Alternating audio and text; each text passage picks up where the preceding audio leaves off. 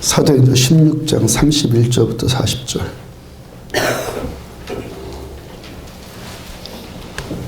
(16장 31절부터 40절)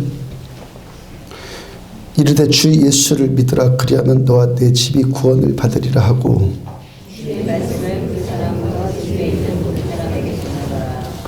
그 밤 그 시각에 간수가 그들을 데려다가 그 맞은 자리를 씻어주고 자기와 온 가족이 다 세례를 받은 후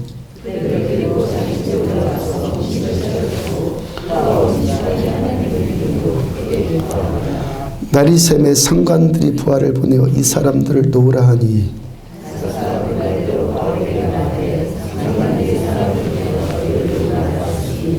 이제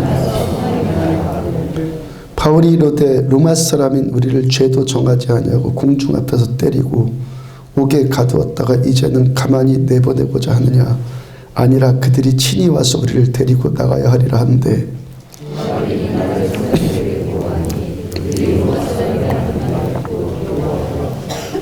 와서 권하여 데리고 나가 그 성에서 떠나기를 청하니,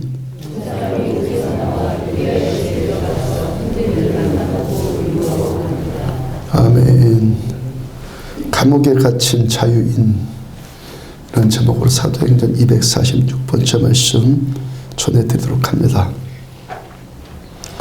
우리나라에 100여 년 전에 주기철 목사님, 좀 TV에서도 방영했던 것 같은데, 순교자 주기철 목사님이 심우했던 교회가 북한의 평양의 산정현 교회입니다. 산정현 교회에 있는 유명한 이야기가 남아있죠.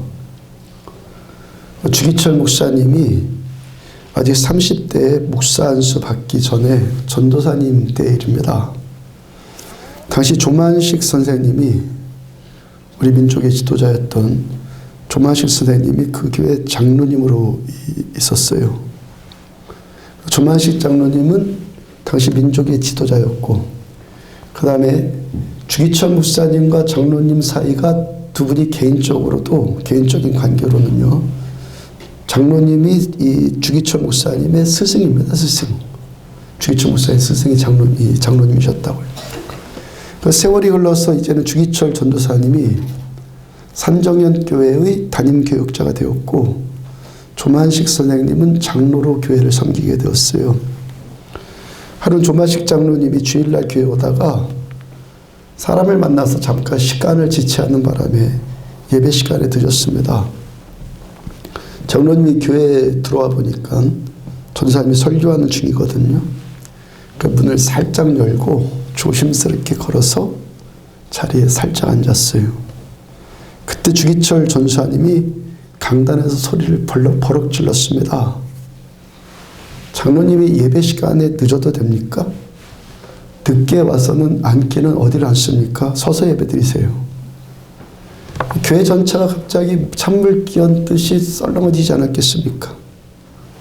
하여튼 장로님은 꼼짝 못하고 서서 예배 드렸고, 예배 시간 내내 서서 예배를 드렸어요.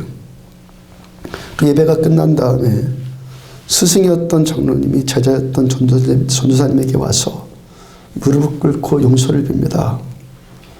설교하시는데 심기를 어지럽혀서 설교까지 방해했으니까 장로 자격 없다고 머리를 조아렸어요. 여러분, 조만식 장로님이 한 나라의 민족 지도자가 될 만큼, 이 나라의 민족의 지도자가 될 만큼 큰 사람인 것 분명하지 않습니까? 평양 대부흥, 1917년에 평양 대부흥의 시작이 그 산정현 교회에서 시작되었거든요. 평양 대부흥의 그 역사가 주도된 이유, 그 이유도 분명하지 않겠습니까? 왜 그렇습니까? 왜 그 교회로부터 하나님께서 이 땅에 부흥을 주셨습니까? 그 교회는 말씀이 살아있는 교회였기 때문에. 말씀이 살아있다, 무슨 뜻입니까?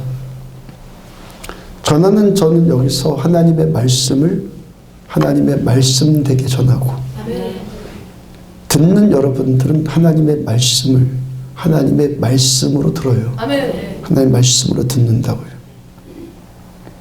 시편 91편 1절을 보면은 지존자의 은밀한 곳에 거하는 자는 전능자의 그늘 아래 거하리로다. 전능하신 자의 그늘 아래, 전능하신 분의 그늘 아래라는 표현 썼는데 그늘 아래에 있다. 이게 뭘 시적으로 표현한 겁니까? 보호 아래 있다는 의미죠. 보호 아래. 우리가 하나님을 예배하는 이 자리에 나온 우리의 한 측면이 뭐죠? 하나님의 보호 아래 우리가 들어가겠다는, 하나님의 보호 아래 머물러 있겠다는 의지와 결단 아니겠습니까? 그러니까 보호 아래 있다는 말은요, 아주 다양하게 적용할 수 있는 말이에요. 가장 단순하게는 어린아이가 따뜻한 이불 덮고 누워있을 때, 이불 덮고 누웠을 때 그 보호 아래 있다. 위험한 상황에서 부모 뒤로 몸을 숨긴 아이, 부모 품에 안겨있는 이 아이가 이 보호 아래 있다.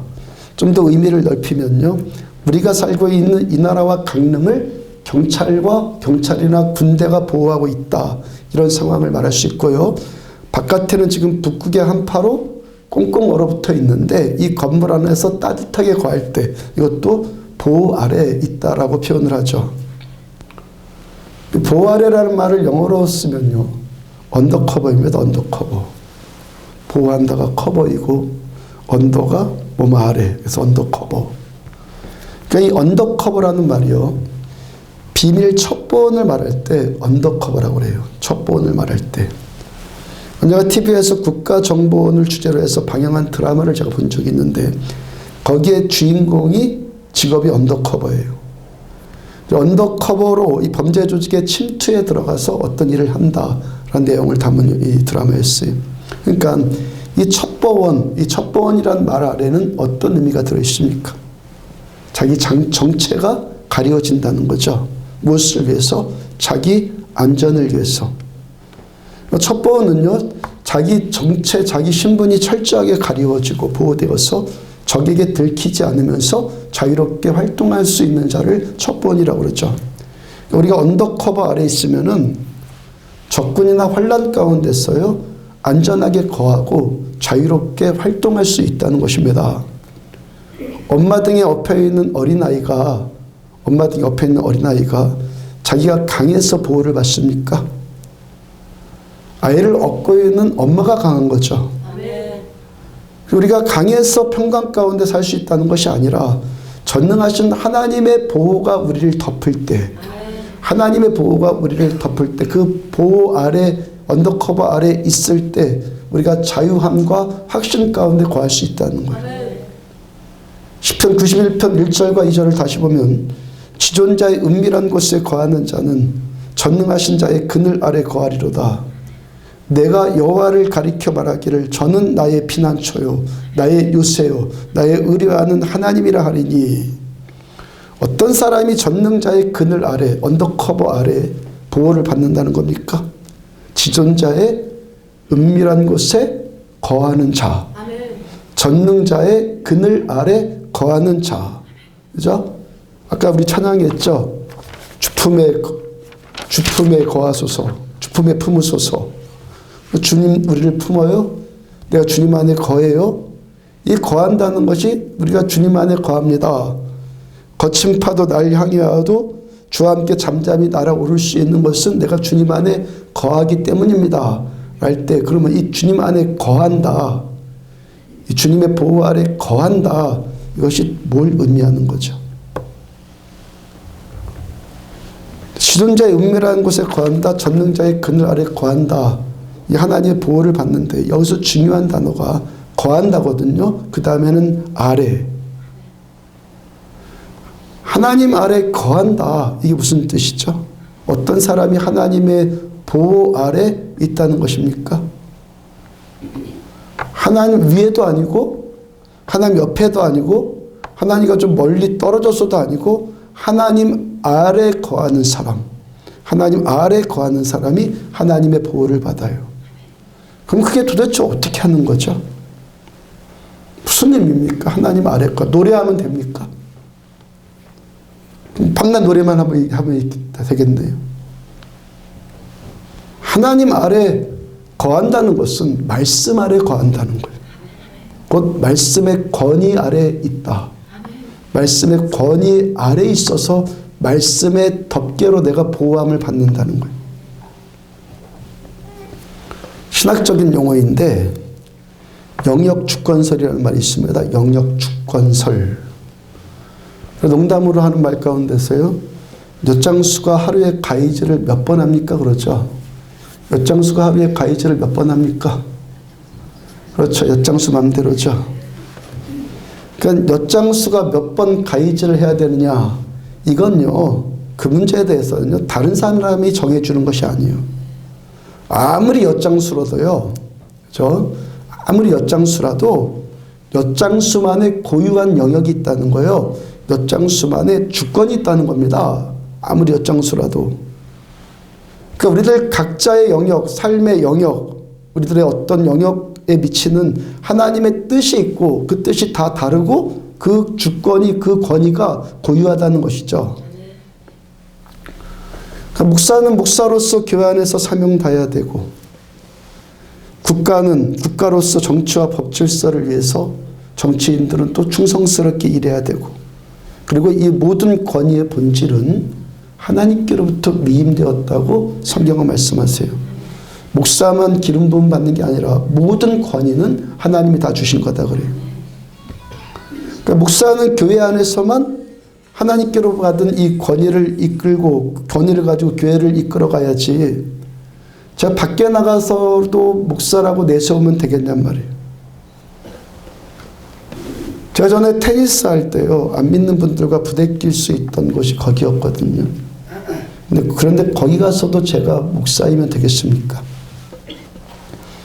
거기 가서도 사람들한테 뭐 바른 말 하려고 하는 태도를 취한다거나, 사람들을 뭐 한자라도 가르쳐 주려고 한다거나 그러면 되겠습니까? 저도 그냥 그들과 똑같은 테니스 매니아일 뿐이죠. 그러니까 테니스 코트의 규칙에 그들과 똑같이 규칙에 순복해야 되고, 그냥 테니스를 치러 온 한 사람일 뿐이에요. 지난주 목요일날 오전 예배 끝나고 나서 새가족 한 분이 식사 대접하시고 싶다고 해서 몇몇 분들과 함께 점심 먹으러 갔어요. 점심 먹고 옆에 커피숍 가서 차를 마시는데 그 새가족 그 집사님이 문화 충격을 받았어요. 문화 충격을 받고 갑자기 막 깔깔 웃어요. 이유인즉슨 뭐냐면, 목사님 앞인데도 별로 가리는 것도 없고 여자들이 평소에 수다 떨듯이 저래도 되는 거냔 말이에요. 그러더라고요.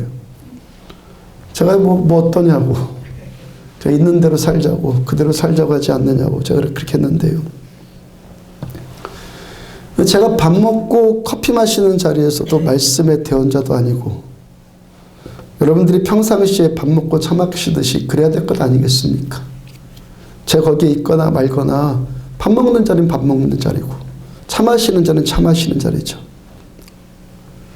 그 대신 제가 하나님의 말씀을 전할 때, 또 개인적으로 만날지라도 하나님의 말씀이 필요해서 권면할 때는 하나님의 말씀을 하나님의 말씀으로 들어야죠. 아멘. 하나님의 말씀 앞에서는요, 이 주권, 이 영역 주권설이라는 것이, 하나님의 말씀 앞에서는요, 대통령이든 장관이든 차관이든 회장이든 사장이든 뭐 바쁜 자이든 여유 없는 자이든 여유 있는 자이든 뭐 사정 있는 자이든 사정 없는 자이든 하나님의 말씀 앞에는 다 똑같은 거예요. 하나님의 말씀과 은혜 앞에서는 그냥 다 같은 신자일 뿐이라고요. 이것이 뭐라고요? 영역 주권설이다. 사무엘상 1장을 보면은 아기를 낳지 못했던 한나란 여인 이야기가 나옵니다. 당시의 문화적인 관습으로 부인이 아기를 낳지 못하니까 그 남편 엘가나가 브닌나르라는 여자를 취해서 둘째의 부인으로 취해서 자식을 얻어요. 근데 둘째의 부인 브닌나가 아들을 낳았다고 한나를 업신여기고 멸시하기를 시작을 합니다. 당시의 여인들, 고대시대 여인들, 지금은 아니지만 고대시대 여인들은요, 아이를 낳지 못한다는 것, 특히 이스라엘의 이 문화적인 그런 전통에서는요, 아이를 못 낳는다, 여자가. 그건 그 자체가 죽음이었어요. 아들을 낳지 못하는 것도 죽음과 같은 고통인데, 거기다가 둘째 부인 들어와서는요, 한나의 고통을 배로 가중시키는 거예요. 엘가나의 가정이 해마다 실로라는 곳에 가서 예배를 드리는데, 거기 가서 또 브닌나가 한나의 속을 긁어놓거든요. 그 상한 마음으로 예배를 또 드리려고 하니까 또 얼마나 큰 고통이겠어요. 한나가 그 고통스러운 마음을 가지고 하나님 앞에 나가서 울며 소원을 합니다. 아들을 저한테 주시면 제가 하나님께 아들을 바치겠습니다. 라고 소원을 해요. 당시 이스라엘의 대제사장이었던 엘리가 한나가 그렇게 기도하고 있는 모습을 제사장이 보게 되었어요. 사무엘상 1장 13절과 14절을 보면은 한나가 속으로 말하며 입술만 움직이고 음성은 들리지 아니하므로 엘리는 그가 취한 줄로 생각한지라. 엘리가 그에게 이르되 내가 언제까지 취하여 있겠느냐 포도주를 끊으라 하니. 제가 가끔 말씀드리는 것이요, 성숙한 사람, 건강한 사람은요 상처도 잘 안 주고 상처도 잘 안 받아요. 지금 한나의 태도가 이렇거든요. 한나가 가슴이 찢어져서 하나님께 나와서 지금 기도하잖아요.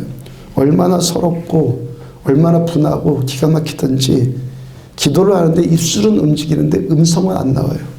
너무너무 기가 막히니까. 그러고 기도하고 있는데 당시 이스라엘의 영적인 최고 지도자가 와서, 대제사장이 와서 하는 말이 위로라도 한마디 못해줄 망정 술 취했다고 뭐라 그러고 또 술 끊으라고 정죄합니다. 지금 엘리 제사장은 한나의 고통에 무심할 뿐만이 아니라 영적으로도 아주 지금 둔감한 상태이죠. 대제사장 정도면 저 사람이 지금 기도를 하고 있는지 방언을 하고 있는지 술 취해 있는지 그 금방 알 수 있는 것 아니에요. 근데 한나가 왜 성숙하다고요? 많은 사람들이, 여러분들이 지금 그런 고통과 서러움 가운데 어떤 분함 가운데 그 탄식으로 기도하고 있는데 제가 여러분들을 취했냐 그러고 나무라면 뭐라고 하겠어요? 저 사람 지금 내가 섬기는 담임 목사 맞아. 교회 담임 목사 맞아. 저렇게 분별 없는 목사가 어떻게 목사를 해? 그럴만하지 않습니까? 차마 목사의 면전에다 대고 그렇게 하지 못하니까 그런 식으로 뒤에 가서 이 사람 저 사람 붙들고 하소연이라도 하고 그렇지 않겠어요?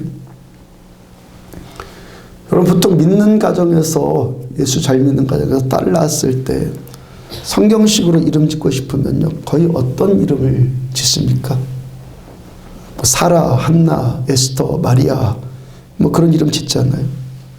한나라는 이 이름, 한나라는 이 이름이 인류 역사가 끝날까지 모든 여성들, 믿음의 모든 여성들이 흠모할 만한 아름답고 복받은 이름이 된 이유, 그 한나라는 이름이 아름답고 복받은 이름이 된 이유가 있더라는 거예요.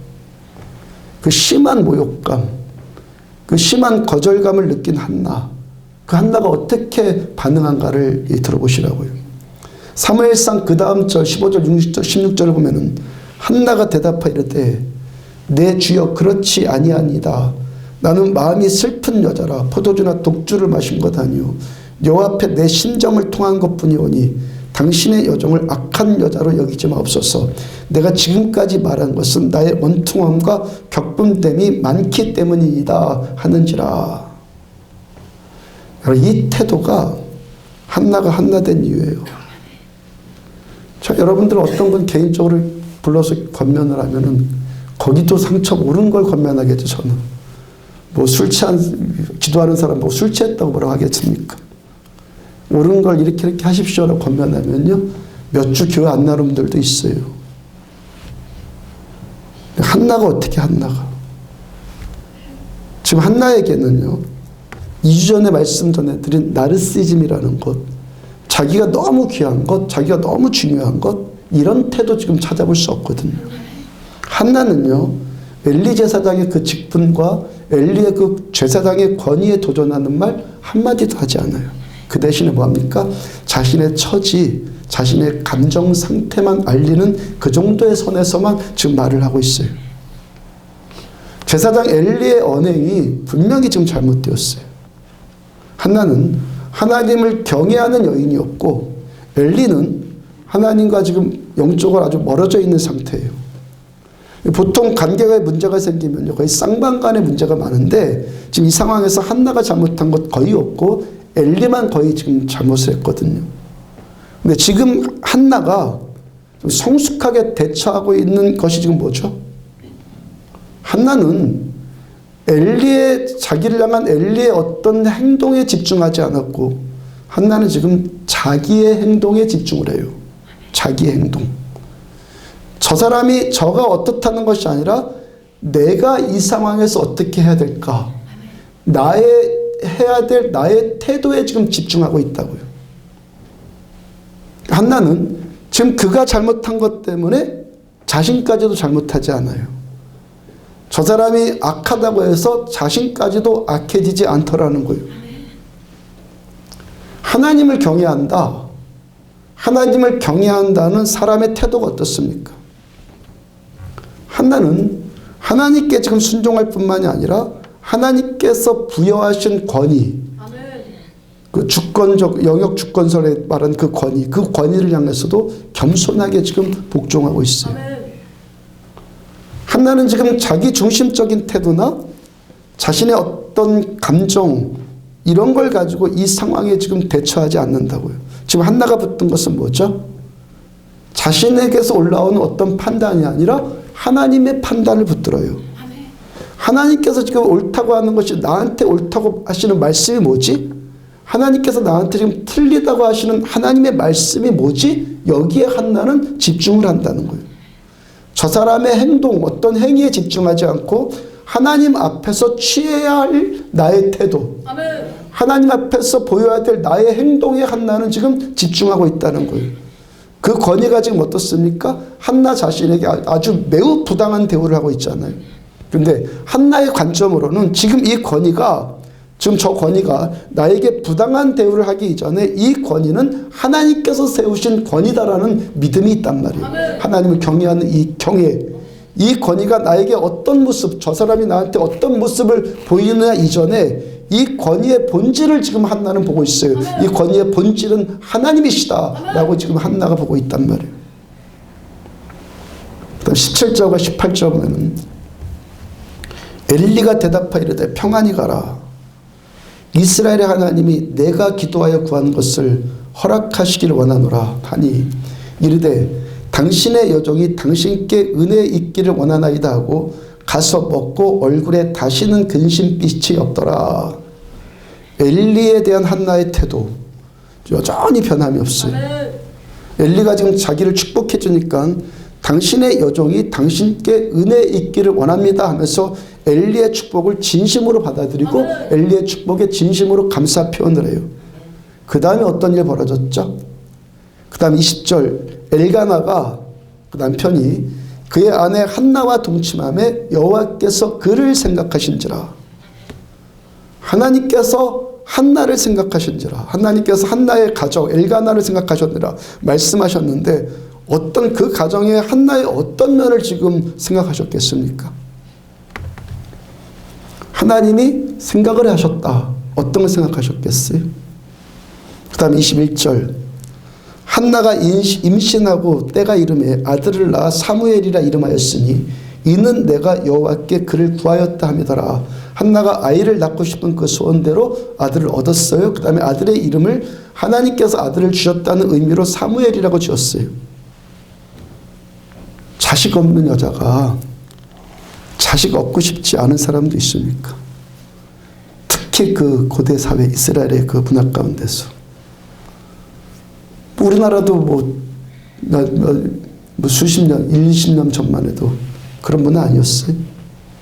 자식 얻고 싶어서 빌지 않는 사람이 있어요? 정환수라도 떠다 놓고 빌지 않습니까? 자식이 없는데 자식을 얻고 싶어서 기도하지 않는 사람이 누가 있냔 말이에요. 그러면 하나님께서 지금 한나의 어떤 면을 보셨다는 거죠? 모든 사람 다 기도하잖아요. 자식 없는 사람. 근데 다 자식 얻는 것 아니잖아요. 하나님이 한나의 어떤 면을 보셨다는 거예요? 그 겸손과 순종. 아멘. 하나님께서 한나에게 아들 주셨을 뿐만 아니라 그 아들이 이스라엘의 사사 가운데서 가장 위대한 사사가 되는 축복을 주세요. 이스라엘의 가장 위대한 왕인 다윗 왕의 스승을 그 아들 사무엘이 그 스승의 역할을 감당을 해요. 만약에 한나가 권위를 부인하거나 권위에 도전하는 태도를 가진 사람이었다면 그 축복, 하나님이 그를 어떻게 생각하셨겠냔 말이에요. 아멘. 하나님께서 영적으로 둔감하고 세속적인 제사장 그 엘리 같은 사람을 통해서도 그의 말을 통해서도 한나를 축복해 주시더라는 거예요. 누구 때문에? 엘리 때문이 아니죠. 누구 때문에? 한나의 태도 때문에. 바로 이거예요. 마음속으로 죄라는 단어를 한번 생각해 봐요. 죄하니까 어떤 생각이 뭐가 떠오릅니까? 간음하는 것, 술 취하는 것, 마약하는 것, 살인, 도둑질, 우상숭배 그런 것 떠오를 수 있죠. 미워하는 것, 분노하는 것, 용서하지 않는 것, 욕심 부리는 것 이런 것들 생각날 수 있죠. 시기 질투하는 것 등. 하여튼 죄라는 이 단어요. 우리들이 사람들이 생각하기에 참 다양하고 복잡한 단어이거든요. 사람이 생각하기에는 온갖 생각들, 죄는 이거야라고 여러 가지 다양한 형태로 지금 이 생각이 떠오르잖아요. 근데 하나님께서 정하시는 죄는요, 하나님이 정하시는 이 죄는 굉장히 단순하고 명료해요. 창세기 3장에 아담과 하와가 타락한 이야기가 나와요. 아담 때문에 아담에게 들어간 죄의 DNA가 모든 사람에게 지금 계속 유전이 되어서 우리는 태어날 때부터 죄인으로 태어나요. 죄져서 죄인이 아니에요. 죄인으로 태어나기 때문에 죄를 짓는 것이 아주 자연스럽고 당연하게 나오는 거예요. 죄인으로 태어나니까. 왜? 죄의 유전자가 계속 물려졌기 때문에. 아담 한 사람 때문에. 그러면 아담이 그렇게 엄청난 일을 한 죄명이 뭐죠? 아담이 술 취했습니까? 마약 중독되었습니까? 하와 말고 다른 여자를 만났습니까? 아담은 도둑질도 안 했고요. 살인도 하지 않았어요. 누구를 죽이고 싶을 정도로 증오한 것도 아니에요. 아담이 뭘 했죠? 뭘 했기 때문에 그렇게 엄청난 지금 일을 저지른 거죠? 뭘 했죠? 하나님의 말씀에 순종하지 않은 거예요. 아주 단순해요. 너 선악을 알게 하는 나무의 실과를 먹지 말라. 하나 왜 먹지 말아야 돼요? 이거 아니에요. 그냥 먹지 말라 그러면 안 먹는 거예요. 근데 이 말씀에 순종하지 않았단 말이에요. 아담은요 그냥 아주 단순하게 선악을 알게 하는 그 나무의 과일 그거 먹지 말라고 했는데 그거 안 먹으면 되는데 그냥 먹었거든요. 그게 아담의 문제였다고요. 과일 하나 따먹은 그 문제가 온 인류의 축복과 저주를 나누어버렸어요. 왜요? 과일 먹지 말라는 그것이 뭐였기 때문에? 하나님의 말씀이었기 때문에. 사람들이 생각하기에 무슨 대단한 일에 순종하고 무슨 엄청난 죄를 저지르고 그런 것 아니라는 거예요. 하나님의 말씀에 따르고 안 따르고 이 문제일 뿐이라는 거예요. 아담은요 그냥 과일 하나 먹은 거예요. 하나님 어떻게 하신다고요? 과일을 먹었든 뭘 먹었든 그거 중요하지 않아. 하나님의 말씀이 나한테 뭐라고 했느냐 그리고 그 말씀에 내가 어떤 태도를 취하느냐 하나님은 그것만 보신다는 거예요. 신명기 28장이 그 대표적인 말씀이에요. 우리가 복받고 저주받고 하는 형태 그건 아주 다양한 모습으로 와요. 복이 임하는 것을 보면요. 성읍에서도 복받고 들에서도 복을 받아요. 자녀가 복을 받고 토지의 소산 짐승 새끼들까지도 복을 주신다. 심지어는 광주리에도 복이 임하고 떡반죽 그릇에도 복을 받는다. 들어와도 복받고 나와도 복받는다. 대적이 한 길로 들어왔다가 10길로 도망가는 복을 받는다. 참고도 복을 받는다. 우리 손으로 하는 모든 일이 다 복되다. 다른 사람한테 돈을 꾸어질지라도 꾸는 일은 없다. 머리가 되게 하시고 꼬리는 되지 않게 하신다. 위에만 있고 아래는 있게 하지 않는다. 복의 형태가 얼마나 좀 다양합니까? 저주도 똑같아요. 지금 말씀드린 그 복의 형태를 거꾸로 말하면 그 저주의 형태예요. 저주도 복도 아주 다양한 모습으로 지금 온단 말입니다. 그런데 이 복, 이 저주, 우리가 복 받는다, 우리가 저주당한다, 이 원인은 딱 한 가지뿐이에요. 그 원인은 딱 한 가지. 신명기 28장 1절 우리가 너 하나님 여호와의 말씀을 삼가 듣고 아멘. 내가 오늘 내게 명하는 명령을 지켜 행하면 아멘. 이거예요. 여러분이 이렇다 저렇다 뭐 이유도 많고 이 문제는 큰 문제다 이 문제는 작은 문제다 뭐 이유도 많고 조건도 많은데 하나님이 보시는 본질은요 딱 하나예요. 아멘. 말씀 듣고 그 모든 명령을 지켜 행하면. 하나님은 그것만 보시는 거예요. 듣고 지켜 행하면. 우리들은 여러 가지 뭐 지킬 만한 이유, 안 지켜도 될 만한 이유, 여러 가지를 말하면서 적당히 뭐 선도 긋고 뭐 경중도 말하고 그러는데 하나님 보시는 건 딱 한 가지예요. 듣고 지켰냐, 그것만 보신다는 거예요. 누가복음 14장 16절과 17절을 보면은 이르시되 어떤 사람이 큰 자치를 베풀고 많은 사람을 청하였더니 잔치할 시각에 그 청하였던 자들에게 종을 보내 이르되 오소서 모든 것이 준비되었나이다 하매, 하나님께서 사람들의 그 구원을 위해서 잔치를 베풀어가지고 다 준비가 끝났으니까 이제 같이 잔치를 즐기자. 근데 사람들이 어떻게 합니까? 하나님의 그 초청에 거절할 핑계들을 늘어놓기 시작해요. 그 하나님이 초청하셨는데 어떻게 하면 내가 그걸 거절할까? 그 이유를 만들기를 시작을 해요. 그 이유들이 뭡니까? 첫 번째 사람은 밭을 샀다 그래요. 농사지을 밭을 산 것. 내가 새로운 사업 시작해 보겠다. 그리고 열심히 일하겠다.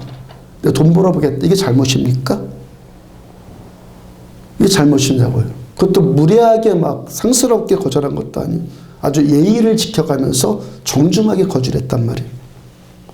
누가복음 14장 그 다음 절을 보면은 나는 밭을 샀음에 아무래도 나가봐야 하겠고 청컨대 나를 양해하도록 하라 하고, 밭을 샀는데 아무래도 내가 나가봐야 되니까 좀 나를 양해해 주세요. 아주 미안한 태도를 가지고 주인의 초청을 정중하게 거절을 해요. 두 번째 사람은요, 소를 샀다고 그래요. 소를 사서 농사 짓겠다. 이게 뭐가 잘못이죠? 뭐가 죄이죠? 오히려 게으르게 일 안 하는 것이 죄이죠. 세 번째 사람은요, 장가 갔대요. 얼마나 축하할 일입니까? 결혼한 것이 뭐가 죄입니까? 근데 하여튼 뭐 이유도 여러 가지고 뭐 여러 가지 좀 다양하잖아요.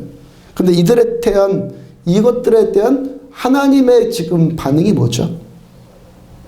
누가복음 14장 24절 보면은 내가 너희에게 말하노니 전에 청하였던 그 사람들은 하나도 잔치를 맛보지 못하리라. 이들은 모두 다 하나님의 선하심을 맛볼 수 없고 어린 양의 혼인잔치에 들어갈 수 없단 말이에요. 하나님의 아름다운 그 보고가 임하는 것이 끊긴단 말이에요. 왜 이렇게 되었죠? 말씀에 순종하지 않았기 때문에. 밭을 샀습니까요? 소를 샀으니까요. 결혼했으니까요. 이것의 경중은, 그런 것의 이유는요, 내가 따지는 게 아니라 하나님이 따지시는 거예요.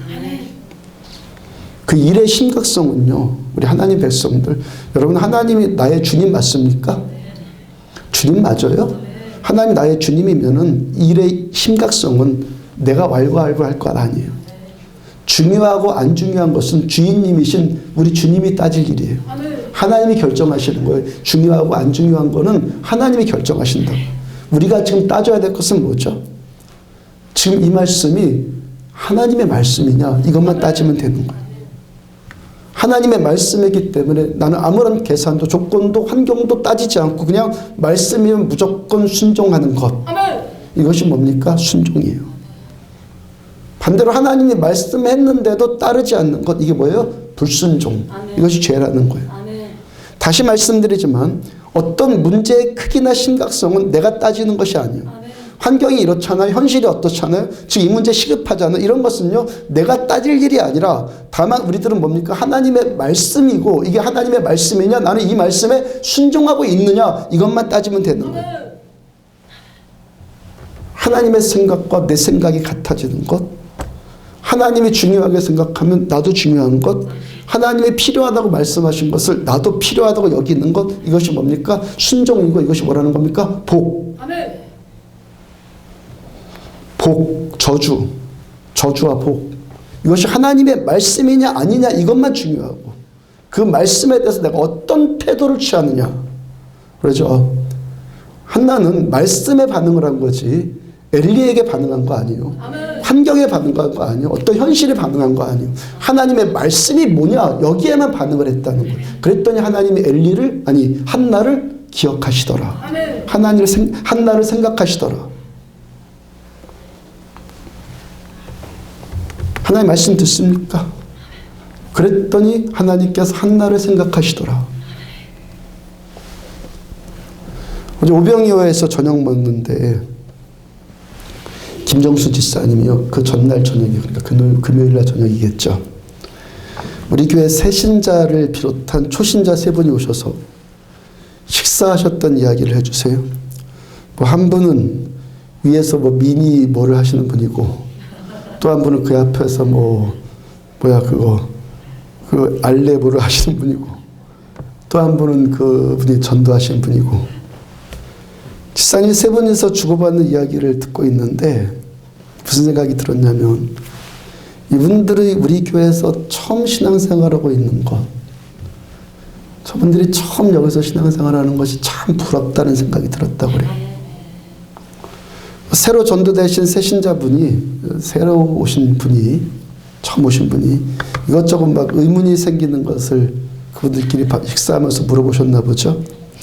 그러니까 커피숍 하는 집사님이 조언해 주기를, 교회는 이것 볼 것도 아니고 이거 볼 것도 아니고 저 사람 볼 것도 아니고 그저 목사님이 강단에서 말씀 전하면서 하라고 하는 것은 하면 되고 하지 말라고 하는 것은 안 하면 된다. 이게 최고다. 그랬다는 거예요.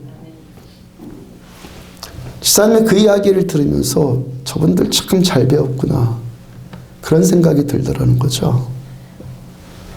집사님 같이 이만큼 신앙생활하고 온 사람은 벌써 자기 생각, 자기 틀이라는 것이 벌써 굳혀졌고, 이미 내가 할 것, 하지 말 것, 내가 해야 할 수 있는 것, 내가 할 수 없는 것, 이런 것들이 이미 다 정해져 있다는 거예요.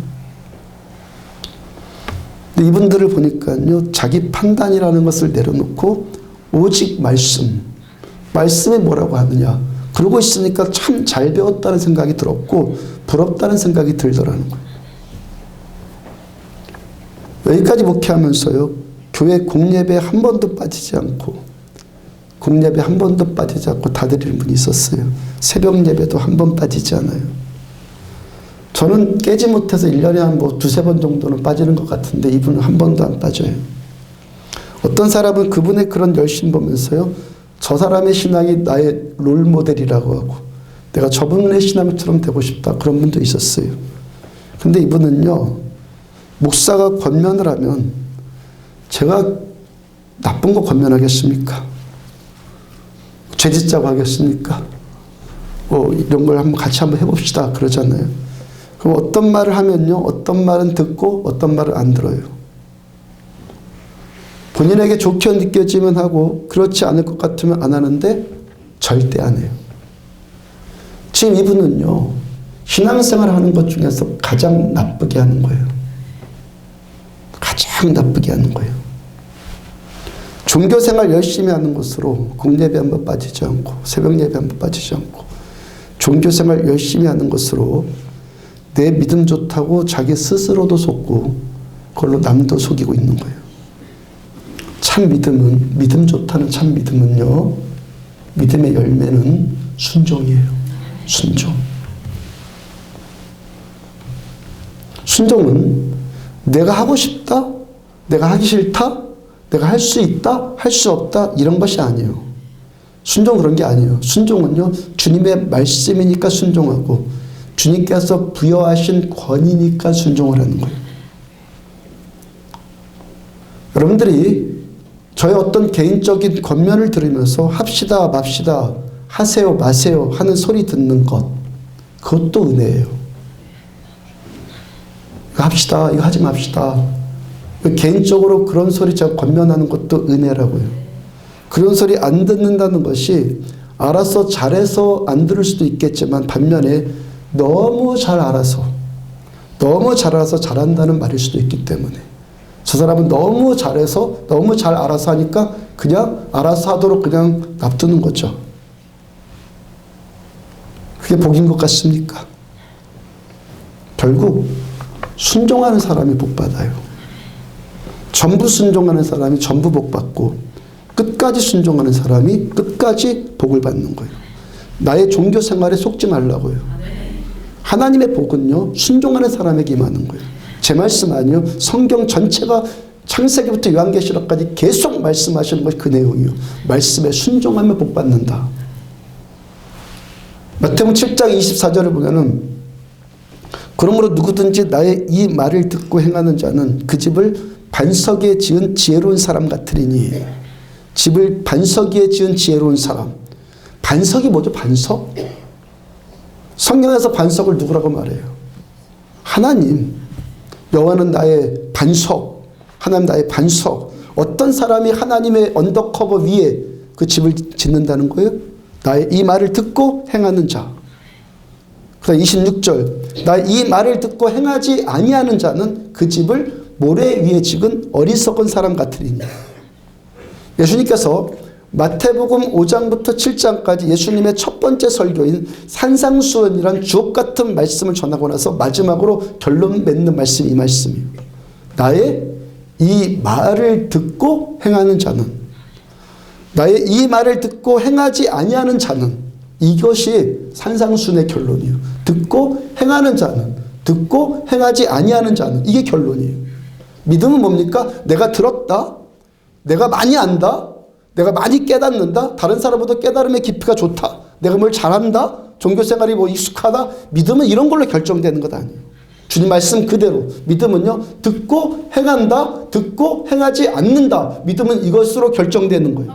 그 이전 20절을 보면은 이러므로 그들의 열매로 그들을 알리라. 주님 분명히 말씀하셨잖아요. 순종의 열매예요. 순종의 열매로 우리들의 인생이 반석 위에 집을 짓는 인생인지, 하나님 안에 집을 지은 인생인지, 아니면은 하나님 밖에 모래 위에 집을 지은 인생인지, 그것이 결정된다는 거예요. 구약의 제사 가운데 소제가 있어요.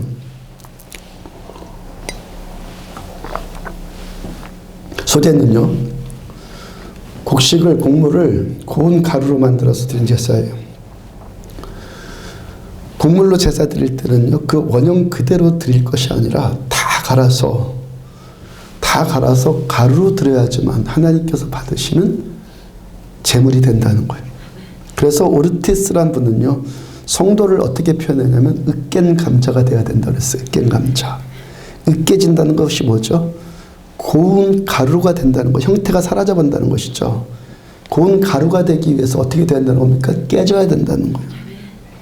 깨진 모습이 되고 가루가 되면 어떻게 되죠? 그 다음에 자신의 형체가, 자라는 이 형체가 사라져버려요. 근데 어떻게 되죠? 그때서부터 영향력은 훨씬 강해지죠. 밀 알갱이가, 알맹이 그대로 있으면요, 그거 별로 쓸데없잖아요. 근데 밀이 가루가 되면은 그 용도가 굉장히 방대해지죠. 하나님께서는 우리가 고운 가루의 모습, 깨진 모습으로, 깨어진 모습으로 하나님 앞에 나오길 원해요. 혈기, 질투, 시기, 교만, 조급함, 인색함, 이기심, 자기 중심적인 어떤 것들, 이런 것들이 다 깨져서 고운 가루가 되기를 원하신다고요. 여전히 내 자아가 있고, 내 교만이 있고, 내 계산이 여전히 있고, 내 영리함이 여전히 있고, 내 고집이 있으면은 주님께서 어떻게 하십니까? 절규에다 놓고 빻는 분쇄 작업을 하시는 거예요. 아멘. 언제까지 그렇게 하십니까? 고운 가루가 될 때까지. 아멘. 하나님의 백성들은요, 가루로 존재해야지 덩어리로 존재하지 않는 거예요. 하나님은요, 덩어리 처리 받지 않아요. 가루가 돼야지 받으셔요. 이것이 뭡니까? 소재. 사도행전 본문 35절을 보면은 날이 샘에 상관들이 부하를 보내요. 이 사람들을 놓으라 하니, 날이 샜다, 날 샜다, 이 말씀은요, 1차적으로 밤이 지나고 새벽 오듯이 자연적으로 날이 밝았다, 이런 의미도 있고, 그 다음엔요, 이 모든 이야기가 지금 다 끝나고 다 지나고 이제 마무리가 되어가고 있다, 이런 의미로도 지금 받을 수 있단 말이에요. 바울이 빌립보에서 귀신 들린 여종을 고쳐준 것 때문에, 귀신 쫓아내준 것 때문에 매를 맞고 감옥에 갇혔어요. 감옥에서 하나님을 예배하고 찬송하고 기도하는데 옥토가 흔들리고 지진이 나고 옥문이 열리고 그들을 채웠던 수갑이 풀어지는 초자연적인 능력이 나타났어요. 간수가 깜짝 놀라서 뛰어갔다가 죄수가 탈옥했는 줄 알고 자결하려다가 바울이 전한 복음을 듣고 그와 온 집이 다 구원받았어요. 하나님께서 바울과 실라의 그 길고도 먼 여정, 그리고 얼마나 많은 일들을 거기까지 오는데 겪습니까? 그 많은 일들을 통해서 누구를 한 사람? 빌립보의 그 간수와 그 가족을 구원하기 위해서 바울을 여기까지 오게 하셨단 말이에요. 이제 이 모든 이야기들이 마무리되어가는 이 시점에서 날이 새어가고 있는 거예요. 그러면 우리는 상상해 보기에 그 마지막 이야기가 어떻게 되어야 될 것 같습니까? 빌립보 감옥의 간수와 그 가족들이 어떤 마음이겠어요? 바울과 실라에게. 얼마나 감사하겠어요? 얼마나 아쉬움 가운데 막 작별하고, 작별이 아쉽고 막 그래서 한 번 더 포옹하고, 그 다음에 바울과 실라가 처음 숙소로 정했던 루디아의 집으로 돌아가고 그래야 될 것 아니겠어요? 근데 오늘 본문의 이야기를 보니까 그 마무리가 전혀 우리의 기대와는 상관없이 지금 마무리가 진행되고 있단 말이에요. 날이 새니까 어떻게 됐죠? 빌립보의 그 집정관들이 부하들을 보내서 바울과 실라를 이제 석방시켜라, 이렇게 명령을 했어요. 36절을 보면은 간수가 그 말대로 바울에게 말하되 상관들이 사람을 보내어 너희를 놓으라 하였으니 이제는 나가서 평안히 가라 하거늘. 간수가 그 말대로 바울에게 말을 전해요. 상관들이 이 전령을 보냈는데 당신들을 놓으라 합니다. 이제 평안히 가세요. 그럼 지금 바울과 실라는 어디 있다는 거예요? 어디 있다는 거예요? 감옥에 있어요. 정확하게 말하면 뭐죠? 바울과 실라가 감옥으로 다시 들어갔어요. 바울께서 먼저 감옥 안에서 간수에게 복음을 전했고 주 예수를 믿으라 그리하면 너와 내 집이 구원받을 것이다. 복음 전했고 그 다음에 감옥에서 나와서 그 집으로 가서 간수의 집으로 가서 온 가족에게 복음을 전했어요. 성령의 권능으로 감옥에 지진이 났고 옥문이 깨졌고 수갑이 풀리는 초자연적인 역사가 나타났어요. 그 놀라움, 그 경이, 그 경외심 가운데 이들이 지금 복음을 들었어요. 이런 영적인 분위기 가운데 지금 전해지고 있는 말씀이, 복음의 이 말씀이 얼마나 능력이 있고 얼마나 이 감동이 있었겠어요. 그 말씀을 전하고 듣는 그 관계가 얼마나 지금 놀랍고 얼마나 지금 감격이었겠냔 말이에요. 빌립보 감수도 만약에 바울과 실라가 옥문 열렸을 때 그냥 도망쳐 버렸으면은 죄수가 탈옥했다는 죄를 물어서 죽음을 면치 못할 상황이었잖아요. 곧 바울과 실라는 누구예요? 빌립보 간수의 육체의 생명의 은인이었고 그 다음에 뭡니까? 영적인 생명의 은인이죠. 자신들한테 복음 전해준 영적인 은인이고 스승이고 영적인 아버지란 말이에요. 그런 사람에게 그러한 감격 가운데서 그런 감격에 좀 충만해 있는데 당신 나 좀 계속 좀 살려주면 어떻겠냐고. 이왕 살려준 목숨 좀 더 살려달라고. 좀만 더 인심 써서 다시 감옥으로 좀 들어가 주세요. 그런 말 나오겠습니까? 그런 지금 분위기 가운데서 누가 지금 감옥으로 간 거예요? 바울이 자기 발로 감옥에 간 거예요. 바울과 실라는 감옥에 갇혔을 때도 자유하고 감옥에 나왔을 때도 자유하고 묶였을 때도 풀렸을 때도 자유하고 감옥으로 또 들어갈 때도 자유해요. 지금 이분들을 자유롭게 해주는 것이 뭐죠? 하나님의 말씀. 이분들의 태도를 지금 결정하고 있는 것이 뭐예요? 그 부당한 권위에 대한 반응이 아니죠. 부당한 권위에 대한 반응이 아니라 이분들의 태도를 결정하는 것이 뭐죠? 하나님의 말씀이에요. 여러분 지금 바울과 실라가 매 맞고 감옥에 갇힌 것, 이거 이분들 잘못했습니까? 왜 맞고 왜 감옥에 갇혔죠? 귀신 들린 여자 귀신 쫓아내준 것, 이거 상 받을 일 아니에요. 지금 빌립보에서 바울과 실라가 당한 일, 바울과 실라를 때리고 체포한 권위는요, 그 권위는 부당한 권위라고요. 잘못된 권위라고요. 근데 지금 바울과 실라가 지금 반응하고 있는 권위는 어떤 권위죠? 그 눈에 보이는 그 권위 이상을 지금 바울은 보고 있죠. 바울과 실라는 간수와 그 가족을 구원하라는 하나님의 명령, 그 말씀은 받았지만 그 감옥을 나가라는 말씀은 못 들었어요. 그래서 다시 감옥으로 가요. 집정관이 두려워서, 뭐 도망치면 잡힐까봐 그런 게 두려워서 아니. 하나님의 말씀에 아무런 사인이 없으니까 다시 들어가요. 순종이 뭐예요? 순종이 뭐예요? 내 모든 것을 말씀께 복종시키는 거예요. 내 이기심을 말씀께 복종시키는 거예요. 그래서 하나님께서 받으시는 제물은요, 희생 제물이라고. 희생이 있는 제물.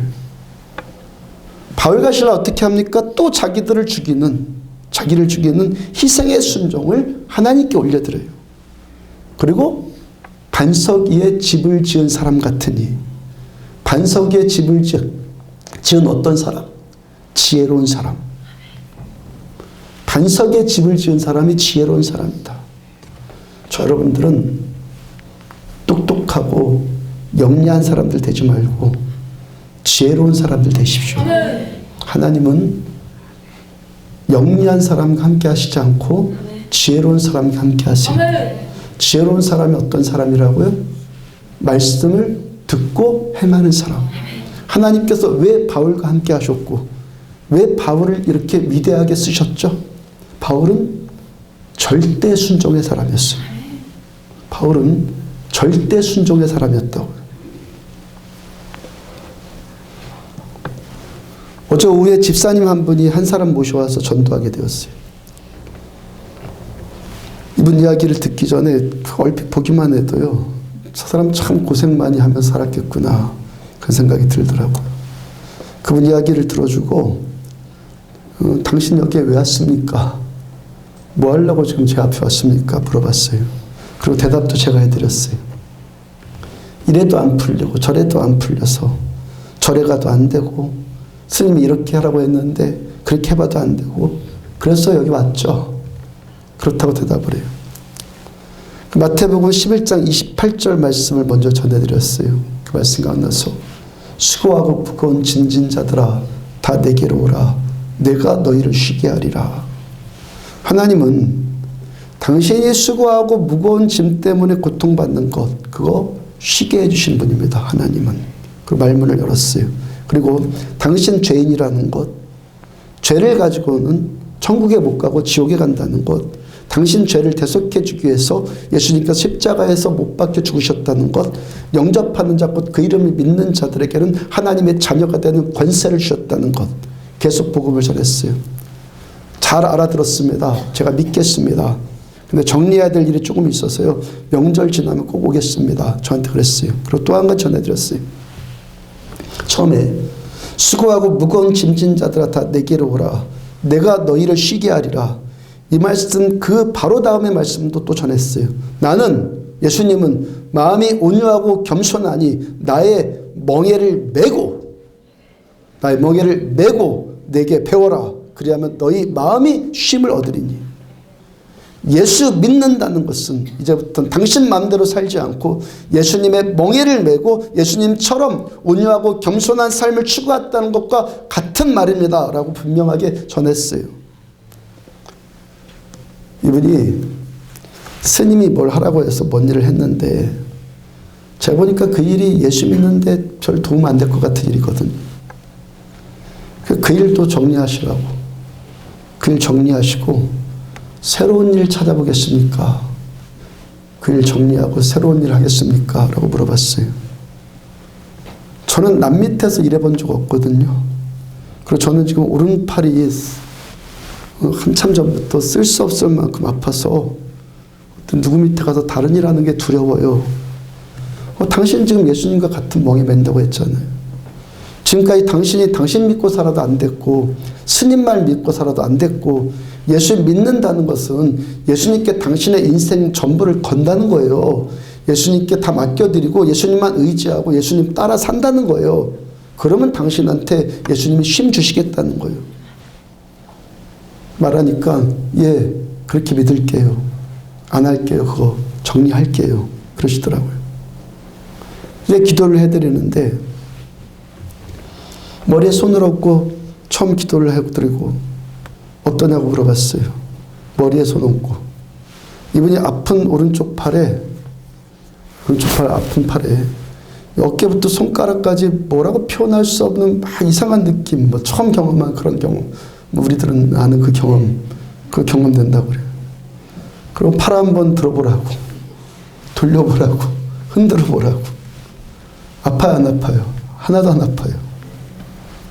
얼굴도 환하게 밝아졌어요.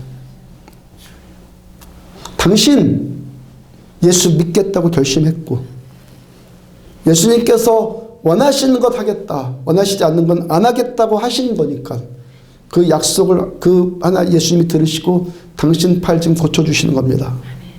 하나님은 모든 것 다 하실 수 있는 전능하신 하나님입니다. 당신 마음뿐만이 아니라 당신의 몸도 치료해 주셔서 당신 새로운 삶을 얼마든지 살게 해주실 분입니다. 다시 한번 기도해 드렸어요. 이분 기도받을 때요, 자꾸 몸에 긴장하고 몸에 힘주길래 몸에 힘 좀 빼라고 그럼 기도해 드렸거든요. 그 일 상기시켜 드리면서 권면해 드렸어요. 예수 믿는다는 것은 아까 기도받을 때처럼 하는 거예요. 그렇게 자기 힘 빼는 거예요. 자기 힘 다 빼고 하나님께 다 맡겨드리니까 그렇게 회복이 되는 거예요.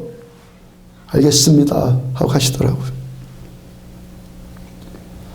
은지사님은요, 한 달 전쯤에 지사님 아버님이 전립선 암을 진단받고 강릉에 오셨었잖아요. 제가 지사님 댁으로 가서 신방 가서 예배드리고 기도해드렸던 이야기 전해드렸잖아요.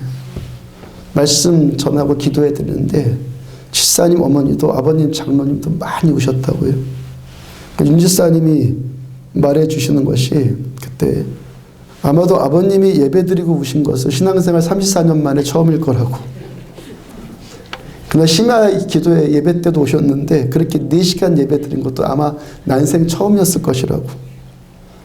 윤지사님이 아버님이 강릉에 오신 한 주 전쯤에 서울에 있는 대학으로 특채로 이동할 기회 있었다고 그랬잖아요. 서울에 있는 대학에서 특채로 오라고. 그리고 저에게 상담 요청했었다고 전해드렸잖아요. 그 지사님이 아무런 결정도 안 하고 먼저 저에게 와서 하나님의 뜻이 어떤지를 듣고 싶다고 저한테 오셨어요. 저는 저가 또 감동된 그대로 전했다고 그랬죠.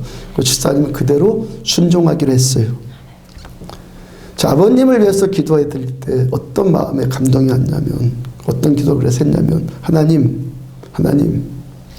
아들 집사님이 순종한 것에 대해서 선물 주세요. 그렇게 기도했어요. 그렇게 이야기를 들어보니까 윤지사님 아버님이 전립선 암 진단을 받고 검사를 받으시는데, 검사 받고 그 결과가 암의 정도가 수술할 정도가 되면 가장 좋대요. 또 이건 또 전립선은 또 수술할 정도가 돼야 좋다고 그래요. 수술해도 안 될 만큼 전이가 되어 있으면 항암 치료를 해야 된다고 그렇게 했다고 그래요. 금요일날 아버님께 연락이 왔는데, 뭐 금요일인지 언제인지 하여튼 연락이 오셨는데, 아버님 너무 밝고 좋은 목소리고 아버님도 믿어지지 않는다고 지금 그럴 정도라고 그래요. 수술 안 해도 되고 항암 치료 안 받아도 되고 약물 치료로 가능할 만큼 수치가 무슨 수치인지 모르겠는데 하여튼 수치가 떨어졌대요. 검사 결과 그렇게 나왔대요. 아버님이 너무 놀랍고 좋으셔서 내일 강릉에 또 오신대요. 생각해 보니까 몇 달 전에 윤지사님의 장모님을 위해서도 기도해 드리는데도 하나님, 서울에서 여기까지 오셨고 또 은혜에 목말라서 이렇게 예배까지 드리고 계시는데 여기까지 이렇게 오신 선물 하나 해주세요. 그 기도해 드렸다고 그랬잖아요. 그 장모님의 지병이었던 천식이 그 자리에서 나왔다고. 우리 하나님이요, 우리 하나님 선물 주시기를 기뻐하시는 것 같아요. 선물 주시기를 기뻐하는 것 같다고요. 먼저 구원받았던 우리, 이 구원받은 이 자체가 하나님의 은혜의 선물이잖아요. 여러분, 한나처럼 아이 못 낳는 여자가 아이 낳고 싶은 소원 없는 사람이 어디 있겠어요? 병 걸렸는데 낳고 싶지 않은 소원 있는 사람이 없는 사람이 어디 있겠어요? 근데 하나님께서 특히 어떤 사람에게 선물 주기를 기뻐하신다는 거예요? 순종하는 사람에게.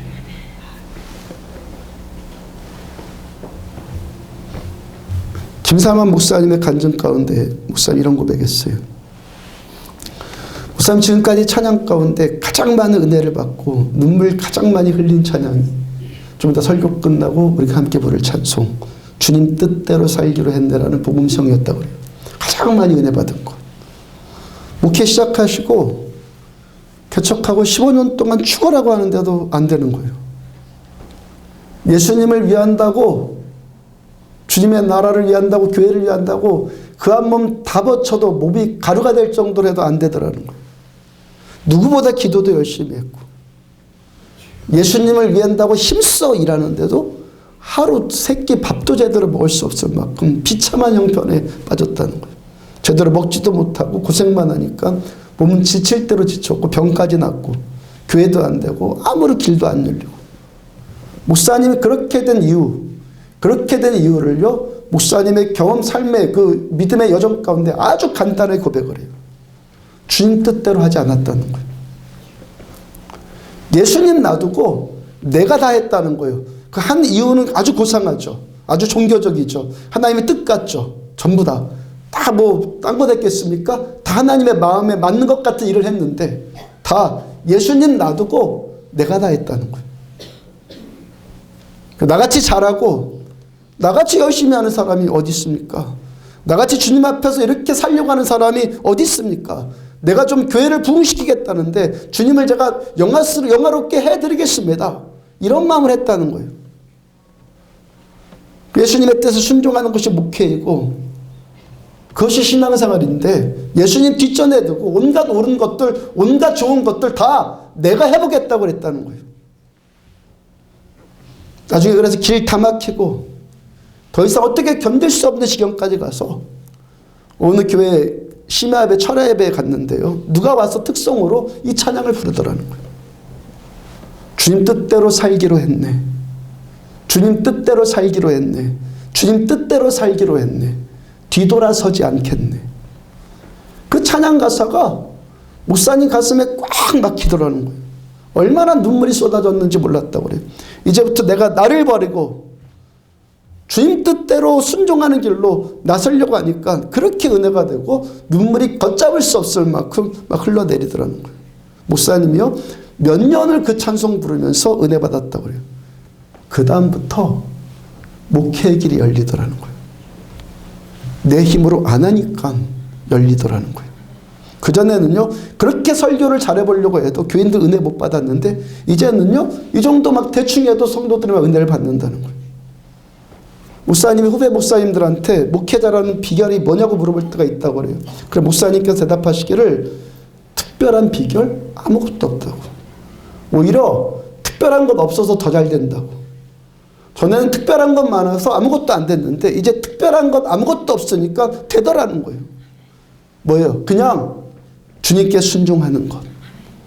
주님 말씀에 순종하는 것. 그 이상도 없고 그 이하도 없더라는 거예요. 그전에는 내가 이렇게 하면 되겠지 했는데 안 되더라는 거예요. 이거 틀림없겠지 그랬는데 틀렸더라는 거예요. 근데 지금은 오직 주님 뜻대로. 오직 주님 뜻대로. 나의 고상한, 나의 옳음, 뭐 이게 선한 것 이런 것까지 다 내려놓고 오직 주님 뜻대로. 그랬더니 이적과 표적들이 나타나기 시작하더라는 거예요. 여러분, 하나님께서 우리들한테 뭔가를 말씀하실 때 기억해야 될 것 있어요. 우리의 유익을 위해서 명령하시는 우리 하나님은 선하신 하나님이라는 거예요. 신명기 10장 13절을 보면은 내가 오늘 내 행복을 위하여 내게 명하는 여호와의 명령과 규례를 지킬 것 아니냐. 하나님 우리들한테 뭔가를 말씀하실 때, 요구하실 때는 우리들의 행복을 위해서 명령을 내리신다는 거예요. 하나님께서는 우리가 순종하든지 불순종하든지, 내가 하나님의 말씀에 순종하든지 말든지 하나님은 자족하신 하나님. 나의 순종 여부와 상관없이 하나님은 하나님이세요. 내가 순종 안 한다고 해서 뭐 순종한다고 해서 하나님의 전능이 뭐 왔다 갔다 하고 그런 건 아니에요.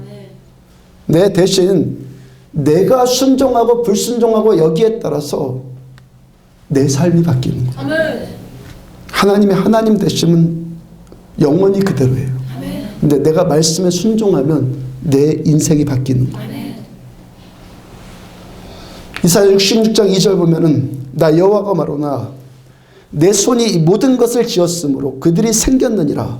무릇 마음이 가난하고 심령에 통회하며 내 말을 듣고 떠는 자 그 사람을 내가 돌보려니와 내 말을 듣고 떠는 자 그 사람 내가 돌보려니와 시편 25편 14절 여호와의 친밀하심이 그를 경외하는 자들에게 있으며 그의 언약을 그들에게 보이시리로다. 하나님 어떤 사람에게 친밀하게 대해주신다는 거예요? 어떤 사람에게 성경 안에 기록된 이 하나님의 약속들을 이루어주시겠다는 거예요? 하나님 경외하는 사람. 하나님 경외가 뭐죠? 지금까지 계속 말씀 전해드린 이것. 하나님의 말씀 앞에 반응한 나의 태도. 이 경외예요. 내가 기도할 이유가 있어서 기도하는 것 아니에요. 기도할 이유가 이렇게 많기 때문에 기도하는 게 아니에요. 기도하라고 말씀하셨으니까 기도하는 거예요. 내가 예배할 조건이 이것저것 따져봐서 예배하는 것이 아니라 하나님은 예배하라고 말씀하셨으니까 예배드리는 거예요. 저 사람이 내가 사랑할 만한 이유가 있고 조건이 있어서 사랑하는 것이 아니라 하나님이 사랑하라고 말씀하셨으니까 사랑하는 거예요. 이 문제에 대해서 내가 순종할 수 있다. 이건 어떻다 저떻다. 이거 내가 따지는 것이 아니라 하나님이 순종하라고 말씀하셨으니까 순종하는 거예요. 나에게 납득이 되니까 순종하는 것이 아니라 하나님이 말씀하셨으니까 순종하는 거예요. 이게 뭐예요? 순종. 참 믿음 사람 되기를 축복합니다. 영리하지 말고 지혜로운 사람 되십시오.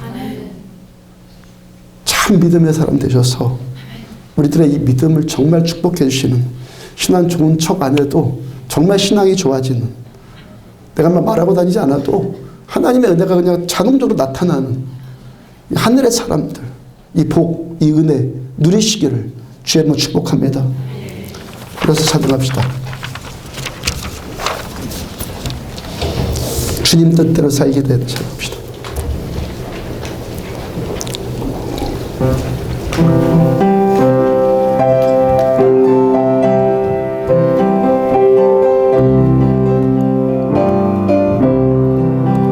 주님 뜻대로 살기로 했네. 주님 뜻대로 살기로 했네. 주님 뜻대로 살기로 했네. 뒤돌아서지 않겠네. 주님 뜻대로 살기로 했네. 주님 뜻대로 살기로 했네. 주님 뜻대로 살기로 했네. 뒤돌아서지 않겠네. 이 세상 사람 난 몰라줘도, 이 세상 사람 난 몰라줘도, 이 세상 사람 난 몰라줘도 뒤돌아서지 않겠네. 세상 등지고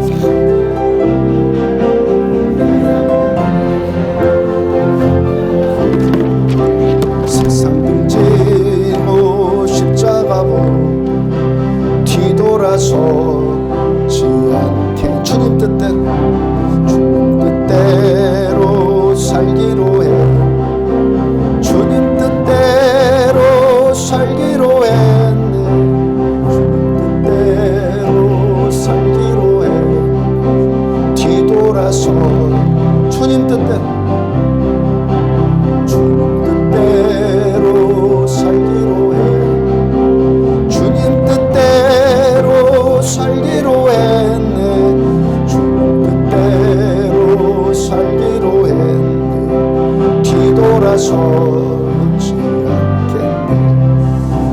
이 세상 사람 난 몰라줘도, 이 세상 사람 난 몰라줘도, 이 세상 사람 난 몰라줘도 뒤돌아서지 않겠네. 세상 등지고 십자가 보고, 세상 등지고 십자가 보네. 세상 등지고 십자가 보네. 뒤돌아서지 않겠네. 아버지 당신의 마음이 있는 곳에 나의 마음이 있기를 원해요. 당신이 눈물이 고인 곳에 나의 눈물이 고이길 원해요. 아버지 당신이 바라보는 영혼에게 나의 두 눈이 향하길 원해요. 아버지 당신이 울고 있는 어두운 땅에 나의 두 발이 강하길 원해요. 나의 마음이 아버지의 마음 알아. 내 모든 뜻 아버지의 뜻이 될 수 있기를 나의 온몸이 아버지의 마음 알아. 내 모든 삶 당신의 삶 되기를.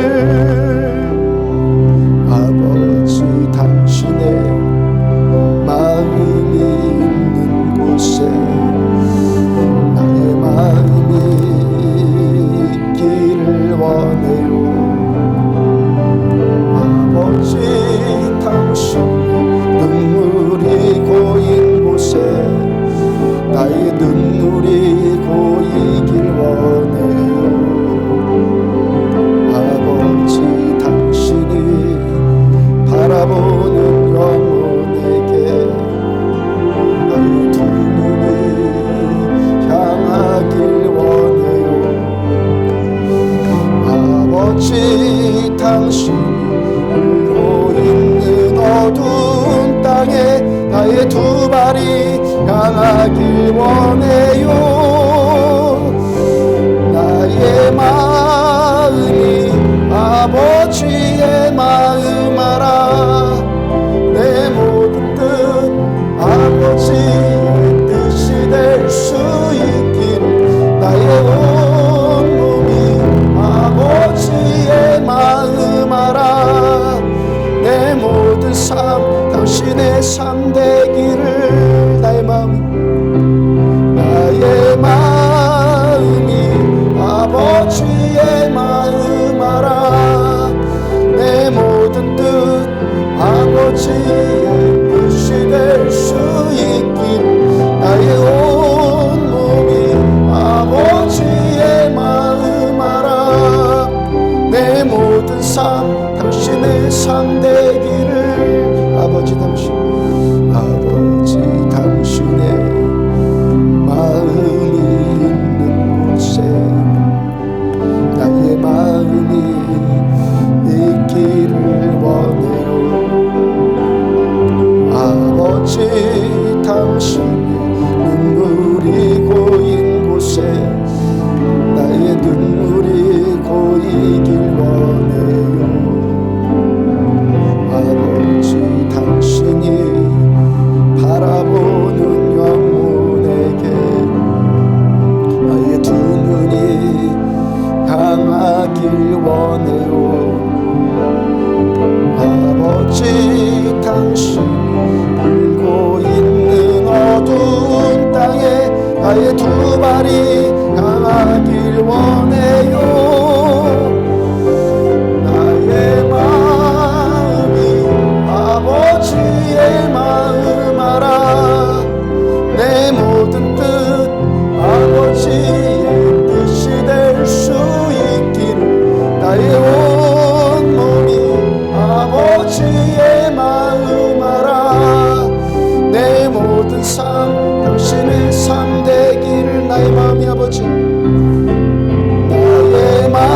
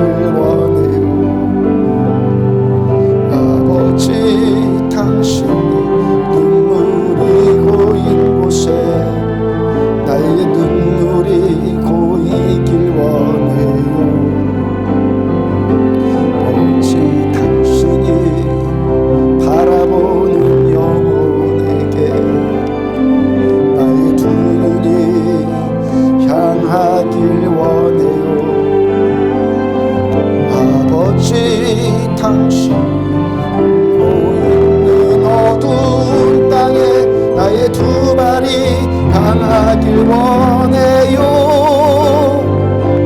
나의 마음이 아버지의 마음 알아. 내 모든 뜻 아버지의 뜻이 될 수 있길. 나의 온몸이 아버지의 마음 알아. 내 모든 삶 당신의 삶 되기를. 나의 마음 아버지, 나의 마음 아버지의 마음 알아. 내 모든 뜻 아버지의 뜻이 될 수 있길. 나의 온몸이 아버지의 마음 알아. 내 모든 삶 당신의 삶 되기. 나의 마음 아버지, 나의 마음이 아버지의 마음 알아. 내 모든 뜻 아버지의 뜻이 될 수 있길. 나의 온몸이 아버지의 마음 알아. 내 모든 삶 당신의 삶 대. 믿음으로 다시 한번 고백하며 나의 마음이, 나의 마음이 아버지의 마음 알아. 내 모든 뜻 아버지의 뜻이 될 수 있길. 나의 온몸이 아버지의 마음 알아. 내 모든 삶 당신의 삶 되기를. 말씀 붙들고 함께 기도하실 때 바울처럼 절대 순종의 사람 되기를 원합니다. 영리한 사람, 똑똑한 사람 되지 않고 지혜로운 사람 되어지기를 원합니다. 반석 위에 하나님의 언더커버 아래 거하는 말씀의 권위 아래 거해서 하나님께서 신명기 28장에서 주기로 하신 모든 그 복들, 저주가 아니라 복이 임하는 인생 되어지기를 원합니다. 믿음을 가장하지 않겠습니다. 믿음을 속이지 않겠습니다. 순종으로 내 믿음을 증명해 보이겠습니다. 순종으로 하나님께 선물을 받겠습니다. 주여 삼창하시고 한 목소리로 함께 기도합니다. 주여, 주여, 주여. 주의 이름을 부르짖는 너는 내 이름을 부르는 자는 구원받으리라. 너는 내 이름을 부르는 자는, 내 이름을 부르는 자는 구원을 받으리라. 말씀드리신 그 말씀 그대로 주의 이름을 부르며 하나님의 말씀대로 주의 이름을 부르며 너희가 내 안에 있고 내 말이 너희 안에 있으며 무엇이든지 원하는 대로 구하라. 그리하면 이루리라. 말씀하여 주신 주님의 그 말씀 그대로 하나님의 말씀 앞에 두렵고 떠는 자들, 하나님의 말씀 듣고 두렵고 떠는 자들 주께서 구원하시겠다고 약속하여 주신 것처럼 하나님이 참하는 것들을 경륜하고 하나님 내 소견, 내 판단, 내 계획, 하나님 내 계산 의지하는 이 영리함들을 십자가 앞에 못 박아주시기 원합니다. 하나님의 말씀이 하나님의 말씀 되어지는 참 믿음의 사람들 되어주기를 원합니다. 하나님 우리에게 정결한 순영 창조하여 주시며 정직한 영을 새롭게 하여 주셔서 하나님 종교로 우리들의 믿음을 포장하지 않으며 어떤 고상한 것들로 우리를 스스로 속고 남도 속이는 것 하나님 말씀 앞에 참되게 반응하는 참 믿음의 사람들 되어주기를 원하며 하나님 종을 긍휼히 여겨주시옵소서. 엘리야와 같은 자 되어질까봐 두렵습니다. 엘리야와 같은 자 되어질까봐 두렵습니다. 하나님 종을 긍휼히 여겨주시고 쓰임만 받고 버려지지 않을까봐 두렵습니다. 여전히 긍휼히 여겨주셔서 하나님의 말씀에 반응하며 하나님의 말씀 앞에 이 시간도 상한 심령 되어줘서 하나님 종으로서 목사로서 합당치 않은 것들 너무나 많아. 하나님 김삼한 목사의 그 고백처럼 하나님 주님 뜻대로 한다고 하면서 다 내 뜻대로 하는 것들 하나님 용서하여 주시기를 원합니다.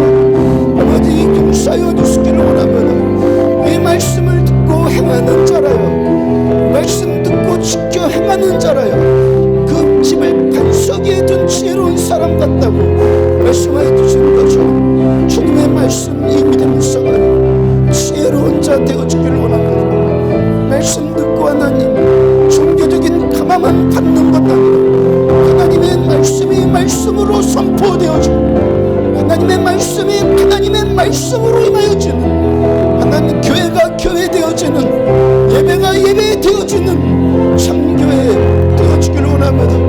바울의 하나님의 그 믿음의 여정을 본받기를 원합니다. 바울의 지금까지의 삶이 심령 안에 새겨졌어. 하나님 바울처럼 순종의 점을 올려드릴 수 있는 자 되었으면 좋겠으며 자가 살아있는 이 종 용서하여 주시며 하나님 말씀 앞에 내 뜻을 복종시키지 않는 이 모든 것들 하나님 내 생각이 먼저 앞서고 내 감성이 먼저 앞서며 내 계산, 내 여건, 내 현실, 감동이 먼저 앞서는 하나님의 종을 긍휼히 여겨주시며 용서하여 주셔서 하나님의 말씀 앞에 하나님의 말씀이 말씀되게 하여 주시고 주님의 말씀 앞에 말씀의 손으로 쓰어지는 종 되어지기를 원합니다. 내 주님 주님만 내 모든 뜻 아버지의 뜻이 될 수 있기를 나의 온 몸이 아버지의 마음 알아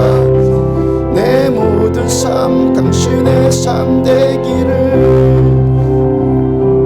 나의 마음이 아버지의 마음 알아 내 모든 뜻 아버지의 뜻이 될 수 있기를 나의 온 몸이 아버지의 마음 알아 내 모든 당신의 삶 되기를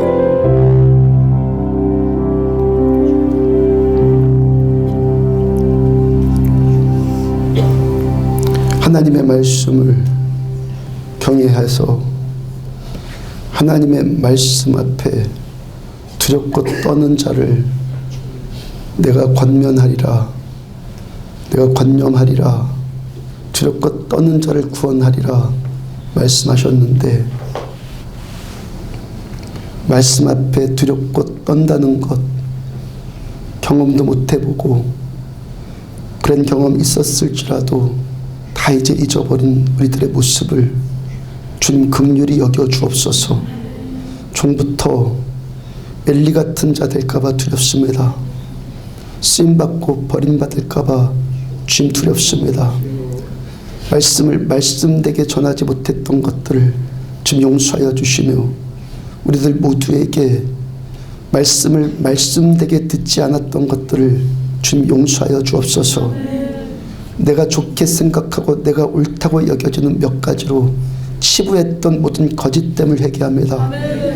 정결한 심령 창조하여 주시며 정직한 영을 새롭게 하여 주셔서 하나님 우리들은 하나님을 진심으로 믿는 하나님을 경외하는 신명기 28장에서 약속하신 하나님의 복을 받으며 예수님께서 산상수훈의 말씀을 다 전한 후에 나의 이 말을 듣고 행하는 지혜로운 자는 반석에 집 짓는 자와 같다는 말씀처럼 우리들은 하나님의 그늘 아래 집을 짓는 우리들의 삶 되어지기를 축복합니다. 우리들을 축복하기 위해서 말씀 주신 우리 주님 찬양합니다. 하나님 우리들 순종의 제물을 드림으로 하나님의 선물을 계속 누려가는 모두들 되어지기를 축복합니다. 예물 드린 손길 주께서 받으시고 이 예물 하나님께서 마음껏 사용하여 주시며 저들의 진심 받으시고 축복해 주시기를 원합니다.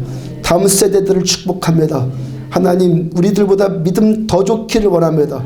하나님의 말씀을 말씀으로 알아듣는 심령들 되어지기를 축복합니다. 중고등부 학생의 수련회를 축복합니다. 하나님 만나는 은혜를 허락하여 주옵소서. 하나님을 전심으로 예배할 수 있는 예배자들로 세워줄 수 있도록 은혜 베풀어 주옵소서. 주일학교 학생들도 동일하게 축복합니다.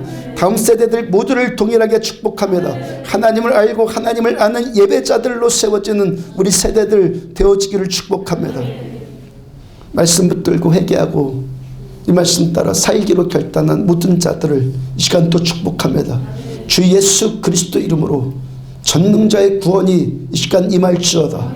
주 예수 그리스도 이름으로 장벽들이 돌파되어질지어다. 예수 그리스도 이름으로 고통이 치유받을지어다. 안 되는 자들이 될지어다. 기업의 문이 열릴지어다. 하나님의 말씀 선명하게 알아듣고 그 뜻대로 살아가는 지혜로운 모든 자들 되어지기를 축복합니다. 네 하나님 영광 받으시옵소서.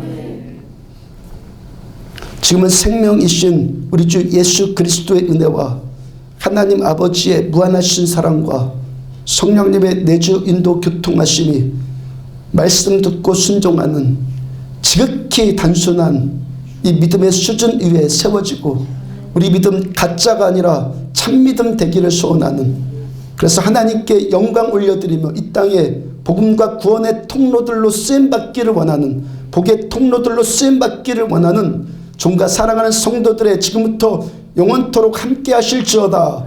아멘.